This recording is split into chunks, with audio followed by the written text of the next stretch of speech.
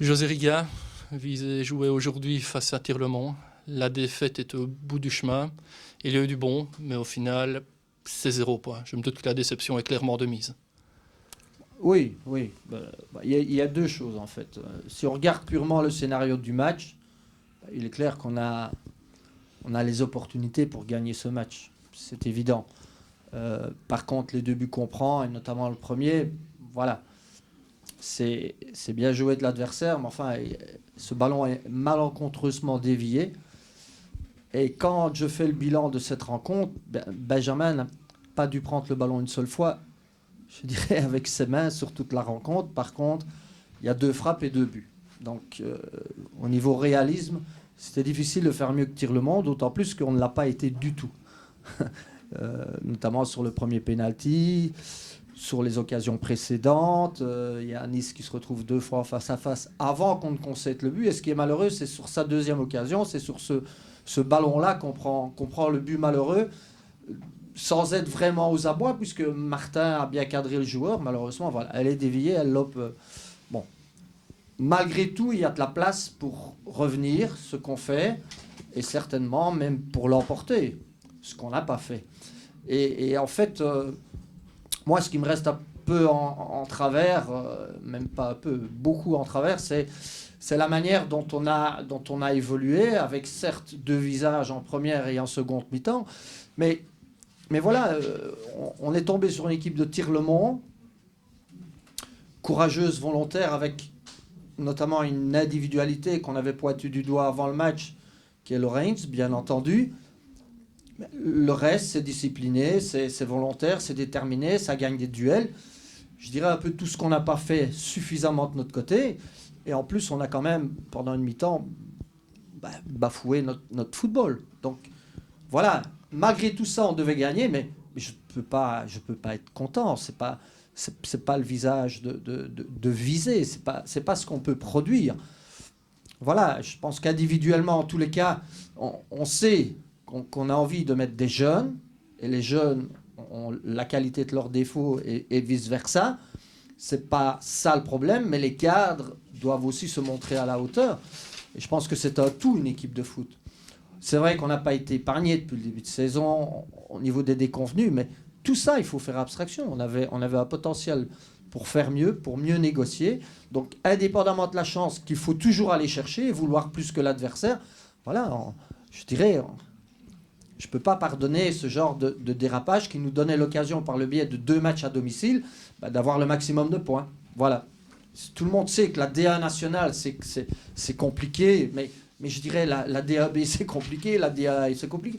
Non, il faut juste ne pas se rendre les choses trop compliquées par un manque de personnalité, parfois, disons ce qui doit être dit.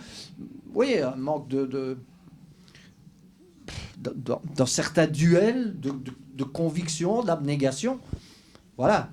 C'est pas en tous les cas ce que personnellement j'essaye d'enseigner à cette équipe. Et je dis, bien sûr il y a eu des contretemps, bien sûr il y a des jeunes sur le terrain, mais encore une fois, c'est une volonté, et c'est pas du tout, en tous les cas, un argument. Voilà. Donc je suis évidemment très, très déçu par l'issue d'abord, et même si on avait pu émerger, je serais quand même resté sur ma faim sur ce match, sur cette production. Vous parlez des jeunes. Tom Panepinto, première titularisation. Comment jugez-vous sa prestation ? Tom, je dirais, voilà, il a pris les choses par le bon bout, il a eu de bonnes choses, de bonnes initiatives. Mais encore une fois, quand vous avez un élément qui se trouve plongé dans une équipe qui n'arrive pas suffisamment à se trouver, qui au départ n'a pas, je dirais, les automatismes et surtout...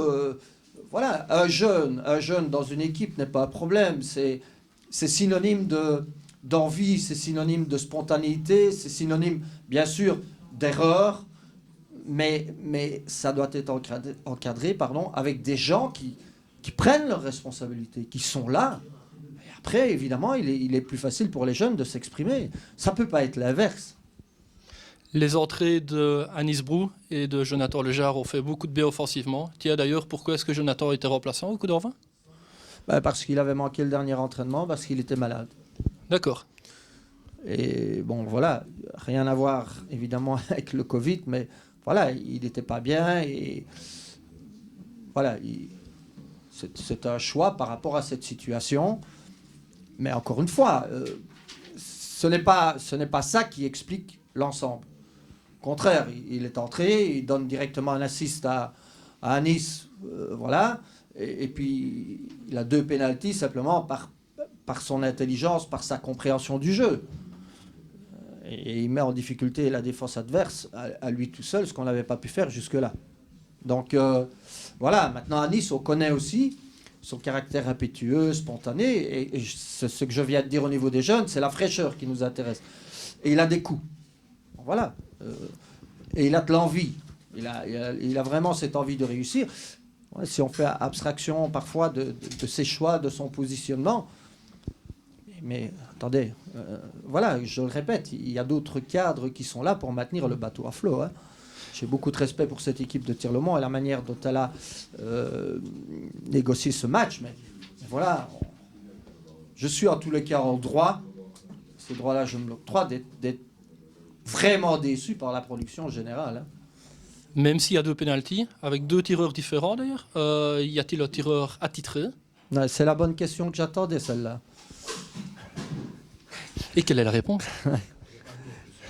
En fait, quand vous regardez l'entraînement, il y a 20... il ne faut pas que je dise de bêtises. Si j'ajoute les gardiens, c'est presque 24 tireurs attitrés à l'entraînement. C'est terrible le pourcentage de réussite. En match, c'est un peu différent. Ce qui est bien, c'est qu'ils ne se sont pas disputés le ballon, d'accord? Très honnêtement, dans l'état de forme de Gess, il a pris ses responsabilités et je ne vais jamais incriminer un joueur qui prend ses responsabilités. On a vu que la deuxième transformation était un peu limite, mais ça, c'est parce qu'on n'a pas pris le match par le bon bout dès le départ, qu'on est dans un manque de confiance, parce qu'on s'est fait bousculer alors qu'on n'aurait jamais dû l'être. Et donc voilà, l'état d'esprit est différent. Hein. Si vous menez 2-0, tout le monde marquera ce pénalty. Donc voilà, c'est l'histoire du foot. Alors, bien sûr qu'on a envie de désigner les joueurs. Il ne faut pas oublier non plus que j'ai affaire à une toute autre, en partie à une toute autre équipe, du moins dans ceux qui étaient désignés. Mais bon, personnellement, désigné ou pas désigné, quand il y a un match, eh bien, il y a quelqu'un qui prend ses responsabilités. Il l'a fait, c'est bien. Axel l'a fait. Bon, le gardien part du bon côté, mais il est suffisamment bien placé. Ben, c'est bien également. Voilà. Et donc maintenant, c'est un déplacement du côté de Dessel, si on joue. Avec une revanche d'ailleurs à prendre. Oui, laissez-moi d'abord digérer ce maxi. Et oui, si on joue, c'est évidemment la question du jour quand on voit comment ça se profile un peu partout. Voilà. Ici, on parle de résultats d'un match de foot, mais j'espère que, bien sûr, que les chiffres vont s'inverser pour viser, mais que les chiffres vont aussi se calmer pour ce qu'on connaît actuellement.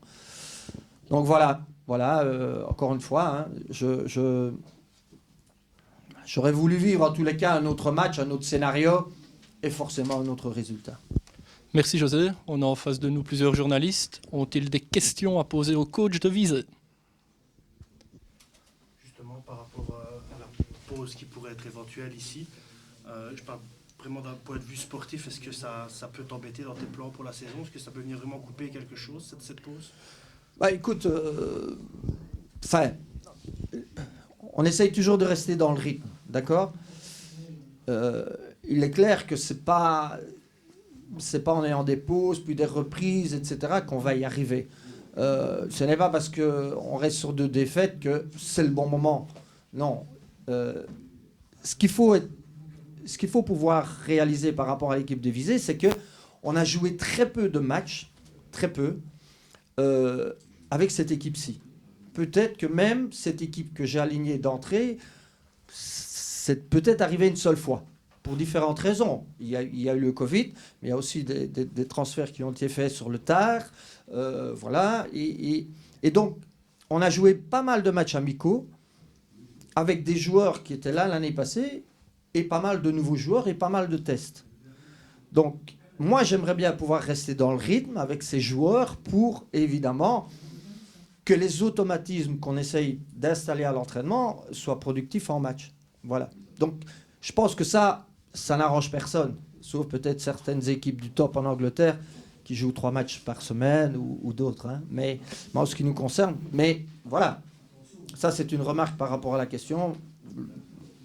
L'autre considération, c'est de se dire, c'est normal qu'on se plie à certaines règles pour essayer d'assurer l'essentiel, qui est bien plus important encore que... Voilà. Y a-t-il d'autres questions? Yves, Jean-Philippe, non? Eh bien, nous allons vous remercier. Merci d'avoir suivi cette conférence de presse. Et on se retrouve, espérons-le, rapidement dans le stade de la Cité de Loin. Oui, et surtout, bonne santé à tous. Tout à fait.